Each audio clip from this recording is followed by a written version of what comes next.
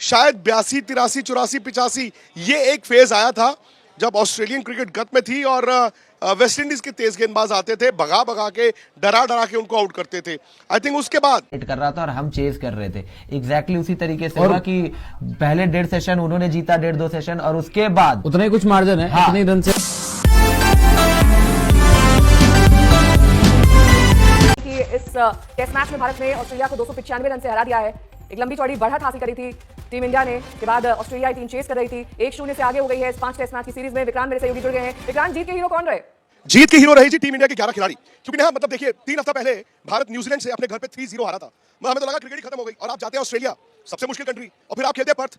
इस मैदान में ऑस्ट्रेलिया कभी टेस्ट मैच नहीं हारा था और भारत ने उनको 295 रनों से हराया। बल्कि मैं तो ये कहूंगा कि ऑस्ट्रेलियन मीडिया में और ऑस्ट्रेलिया जो क्रिकेटिंग हल्के हैं वहां पर लोग ये कह रहे हैं कि इंडिया ने मैन हैंडल किया ऑस्ट्रेलिया को। मतलब ये ऑस्ट्रेलिया की हार नहीं है, ये शायद उनकी सबसे बड़ी, सबसे करारी, सबसे बिटर हार है पिछले कई साल में। तो 295 रनों से पर्थ का पहला टेस्ट मैच जीता। कप्तान बुमराह 9 विकेटें इस टेस्ट मैच में, मतलब उनका उनसे थर-थर कांप रहे हैं ऑस्ट्रेलिया बल्लेबाज अपने घर पे, अपने घर पर ऑस्ट्रेलिया बल्लेबाज जसप्रीत बुमराह से थर-थर कांप रहे हैं। फिर तो जायसवाल ने बैटिंग की है 161 रन, विराट कोहली का 100, केएल राहुल ने दोनों पारियों में बैटिंग की। तो बड़ी बात यह है कि 150 रन बनाए थे सिर्फ इंडिया ने।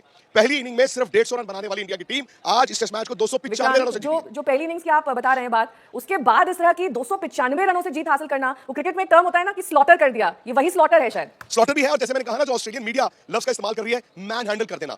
ऑस्ट्रेलियन मीडिया ये कह रही कि हुआ क्या, मतलब उनके बैट्समैन आप देखें, नेहा आपने जो 150 रन की बात की, उसके बाद ऑस्ट्रेलिया ऐसा लग रहा था कि डर के भाग गए उनके बल्लेबाज। आपने उनको 104 आउट किया, फिर सेकंड इनिंग में इंडिया ने तकरीबन 500 रन बना दिए। और वहां पे क्या हो गया था, वहां पे विराट का भी 100, जायसवाल का भी 100, और एक स्टेज पर ऑस्ट्रेलिया गेंदबाज क्या कह रहे थे, यार ये बता देना डिक्लेयर कब कर रहे हो, डिक्लेयर कर देना और हमें बता देना। फिर आता है ऑस्ट्रेलिया, कल क्या था, 5 ओवर की गेंदबाजी। इंडिया ने एक गैम्बल किया, 5 ओवर गेंद करेंगे, आपने 12 रनों पर 3 आउट कर दिए। और मैं तो ये कहता हूं आप दूर मत जाए, आप स्टीव स्मिथ के दोनों डिसमिसल उठा के देखें, डर के आउट हुए। मानस डबुशेन, जिन्हें आज से 3-4 साल पहले ये कहा जा रहा था कि वो फैब 4 के उत्तराधिकारी होंगे आने वाले वक्त में, वो विराट, जो रूट, विलियमसन, स्टीव स्मिथ के बाद क्रिकेट पर राज करेंगे, और जिस तरह आउट हुए उनको देखकर ऐसा लगता है कि बल्लेबाज नहीं, एक ब्रेक डांसर है। तो वो चीज ऑस्ट्रेलिया के बल्लेबाजों को पर्थ में कराना, मेरे ख्याल से शायद 82, 83, 84, 85 ये एक फेज आया था जब ऑस्ट्रेलियन क्रिकेट गत में थी और वेस्ट इंडीज के तेज गेंदबाज आते थे, भगा भगा के डरा डरा के उनको आउट करते थे। आई थिंक उसके बाद तकरीबन 40 साल बाद ऑस्ट्रेलिया का अपनी जमीन पर इस तरह से खौफ सामने वाली टीम का दिखा है।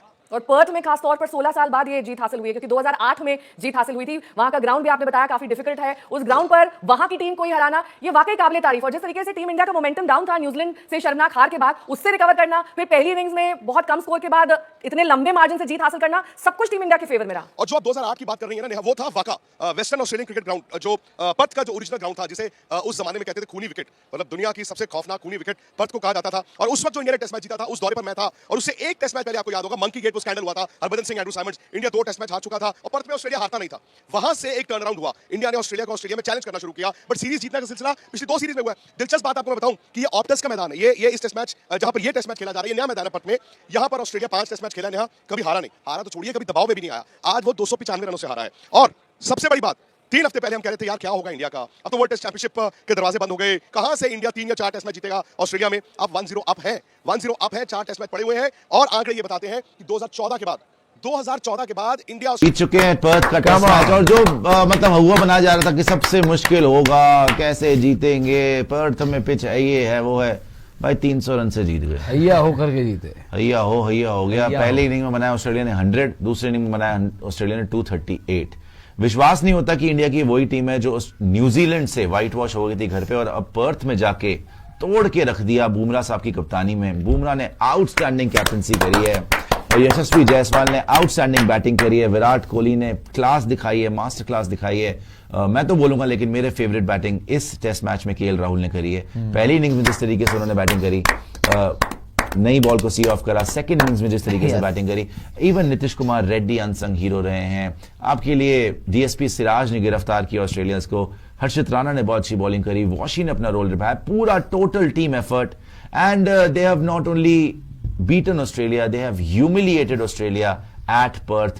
Perth जो ऑस्ट्रेलिया ने बड़ी स्ट्रेटेजिकली पहला टेस्ट रखा था कि भैया हमें मोमेंटम मिलेगा, हम यहां पे जीतेंगे, सेकंड हम day night test match Adelaide में जीतेंगे, थर्ड हम गावा में जीतेंगे और इंडिया को पकड़ लेंगे, व्हाइट वॉश होके आ रहे हैं। लेकिन इंडिया ने पहले ही टेस्ट मैच में हराकर ऑस्ट्रेलिया को बता दिया है कि WTC फाइनल हम जा रहे हैं। We are very serious about the WTC final.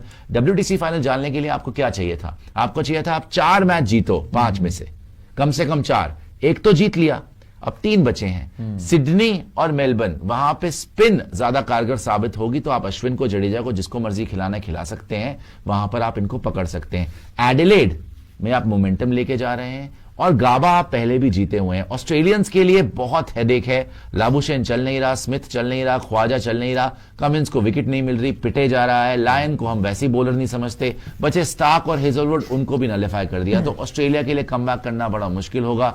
India ने पर खच्चे उड़ा के रख दिए and I am very happy for Jasprit Bumrah and Virat Kohli. ये जो जोड़ी रही है ना, कि बड़े सारे फैंस ने बोला देखिए विराट कोहली भी लीडरशिप दिखा रहे हैं, जसप्रीत बुमराह तो लीडरशिप दिखा ही रहे हैं। ये छोड़ दीजिए फील्ड सेटिंग कौन कर रहा था या कप्तानी ऑब्वियसली बुमराह नहीं करी, उसका क्रेडिट देना विराट कोहली को बनता नहीं है, लेकिन ये जो बॉन्डिंग थी ना दोनों की,